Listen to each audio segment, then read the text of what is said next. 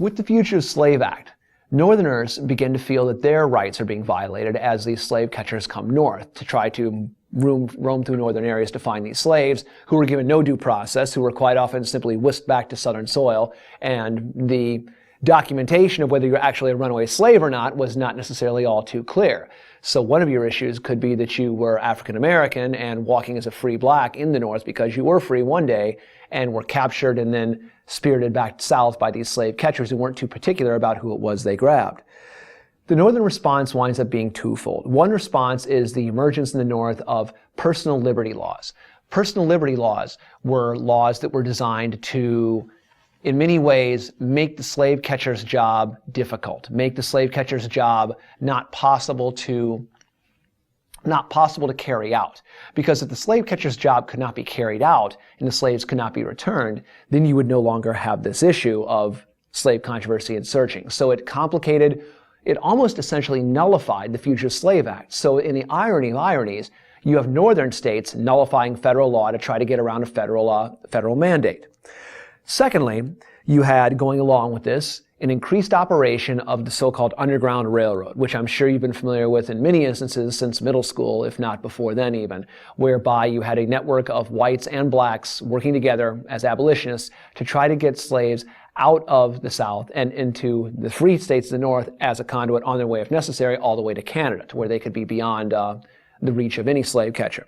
And thirdly, perhaps most faithfully, one of the most important and influential books in American history, Harriet Beecher Stowe pens Uncle Tom's Cabin, which is essentially a chase story of slaves attempting to free themselves by escaping to the North, and some are successful, some are not.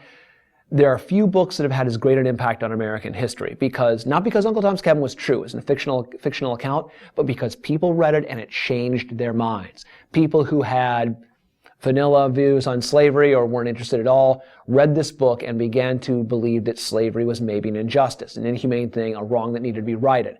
And as we said, we started this lesson with abolitionists being sort of on the far lunatic fringe of voices of discussion on slavery.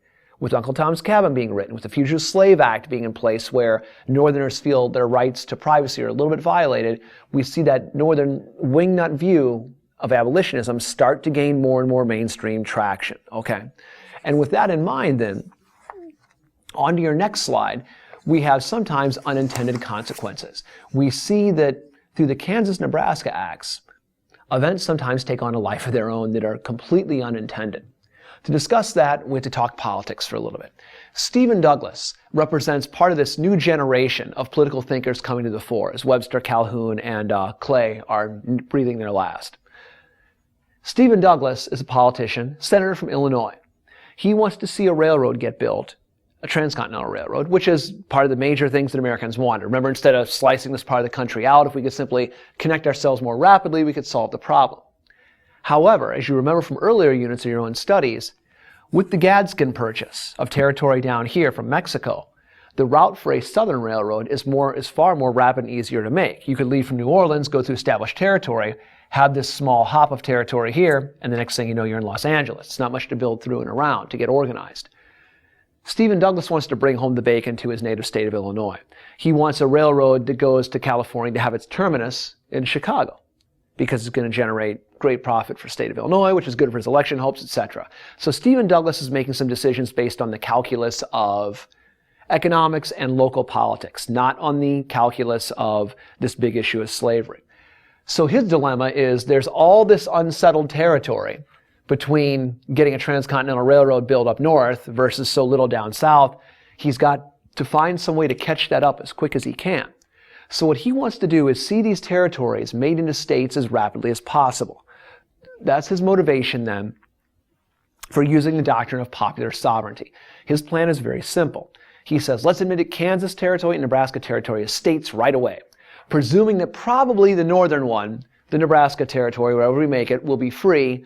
The lower one, Kansas, will be slave. But because we can't be sure, but I don't want to make anyone mad, he says, let's have Kansas open to slavery through the doctrine of popular sovereignty, which means the people there on the ground will decide.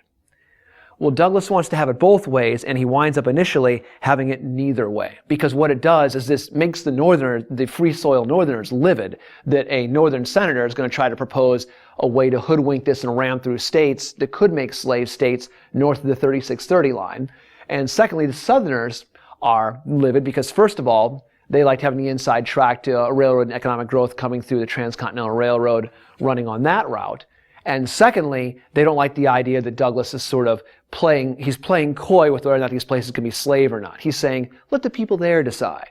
And the South, because of their fears of what they think the North wants to do to slavery, says, no, we want ironclad guarantees. We want states. We want states guaranteed to be ours for slaveholding purposes. And as such, then, this is going to lead in many ways to the shattering of the Whig Party. The debates that go on within the Second American Party system between the Democrats and the Whigs, the internal dissension within the Whig Party destroys the Whigs as a national party. And it leads to the emergence and rise of two additional parties.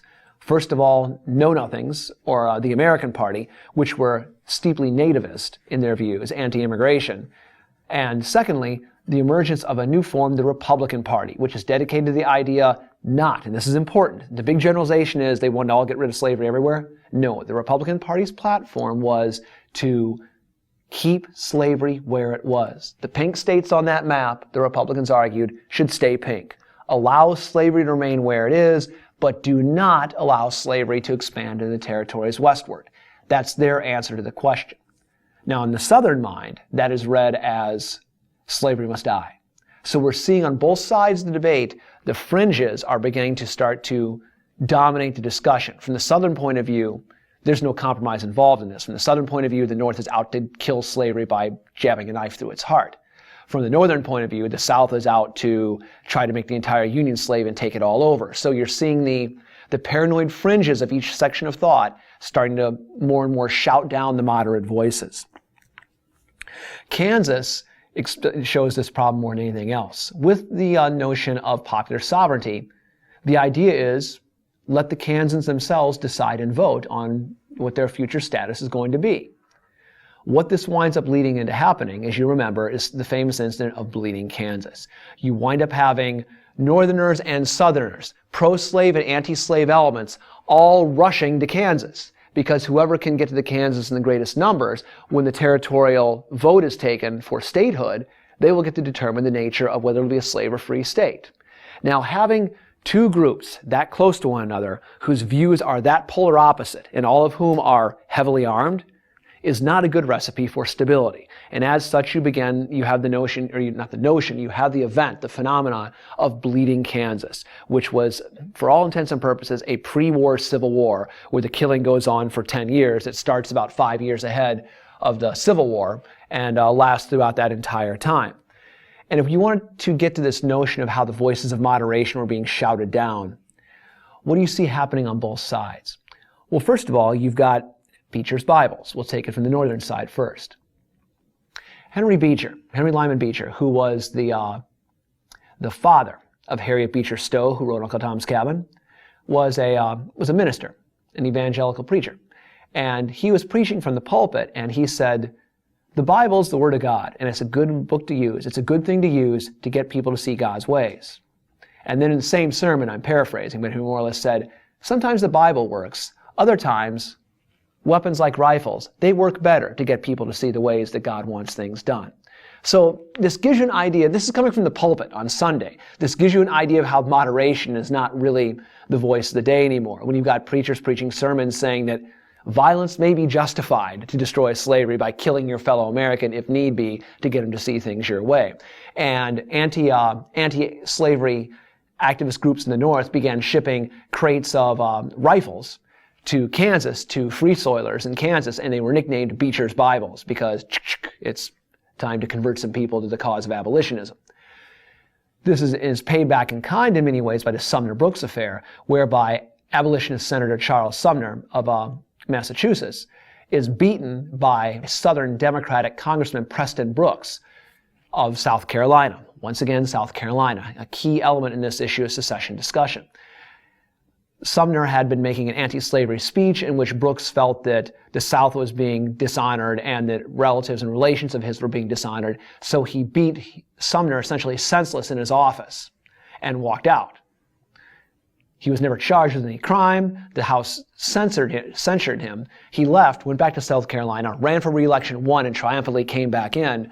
And so you're seeing not a lot of voices for compromise. Southern sympathizers even mailed Brooks new canes, said, good job, we like that. So we're beyond the gag rule to simply saying, if you talk about these things, we'll assault you for it. Whereas the New Englanders are shipping weapons to Kansas to say, we need to solve this problem one way or the other. And then with the Lee-Compton Constitution, you had the Southerners, and this is very much a pre-war Civil War kind of thing, you had the Southerners trying to set up a government for Kansas in Lecompton, whereas the Free Soilers set up a government in Topeka. The Lecompton guys, they voted first, and they voted for a territorial legislature and a constitution that said that slavery would be allowed in Kansas no matter what. And there were all kinds of issues of corruption with the ballot, people being denied going to the polls, people going to the polls, but it was sort of a rammed through legislature. Northerners, or Free Soilers rather, anti-slavery advocates, were outraged by this, and they met to form an alternate government in Topeka, saying that Kansas would be a free state. So you've got this sort of division going on now within the state of Kansas, which in many ways mirrors what's going to happen in the United States itself.